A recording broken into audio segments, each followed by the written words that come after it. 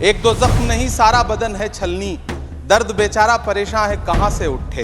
Abu Dhabi जाकर शेख जायद मस्जिद में मुस्कुराते हुए सेल्फी लेने वाले प्रधानमंत्री जी को मेहरौली की 700 साल पुरानी अखूंजी मस्जिद के टूटने की चीखें क्यों नहीं सुनाई पड़ती। तुझको कितनों का लहू चाहिए अर्ज़े वतन, कितनी आहों से कलेजा तेरा ठंडा होगा। जिस मस्जिद को लुटियन बसाने वाले अंग्रेजों ने नहीं ढहाया उसे एनडीएमसी और डीडीए उजाड़ना चाहती है। और दूसरी तरफ इसी सरकार के इशारे पर रात के अंधेरे में जमींदोज कर दी गई सैकड़ों साल पुरानी मामा भांजा, मंडी हाउस, काका नगर की छोटी छोटी मज़ारें हैं जो पूछ रही हैं कि हमें तोड़ा क्यों गया। विरासतों को सहेजा जाता है, उनसे नफरत नहीं की जाती, उन्हें उजाड़ा नहीं जाता।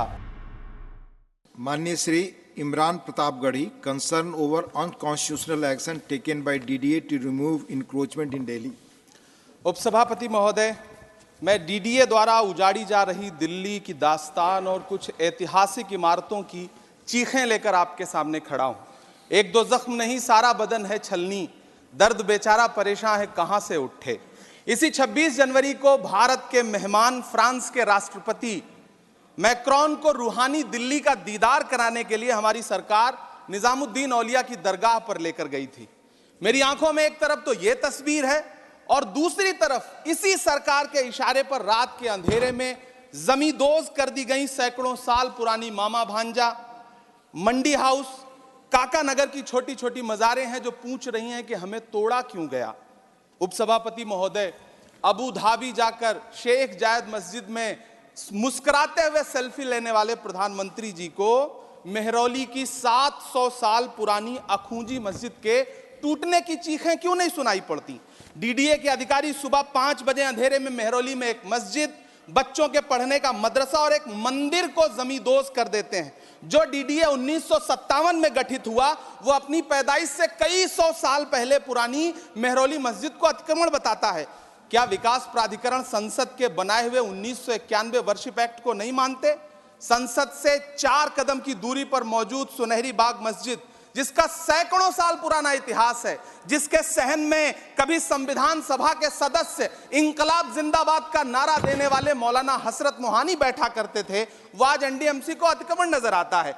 जिस मस्जिद को लुटियन बसाने वाले अंग्रेजों ने नहीं ढहाया उसे एनडीएमसी और डीडीए उजाड़ना चाहती है।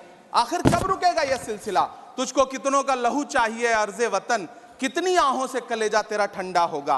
दूर कहीं अशफाकुल्लाह खान, बीर अब्दुल हमीद, ब्रिगेडियर उस्मान की रूहें क्या सोचती होंगी। जामा मस्जिद की वो सीढ़ियां क्या सोचती होंगी जहां खड़े होकर कभी मौलाना आजाद ने लोगों को अपनेपन का यकीन दिलाया था। गैजेट, हेरिटेज, सैकड़ों साल का वजूद क्या हमारी संस्थाओं के लिए कोई मायने नहीं रखते।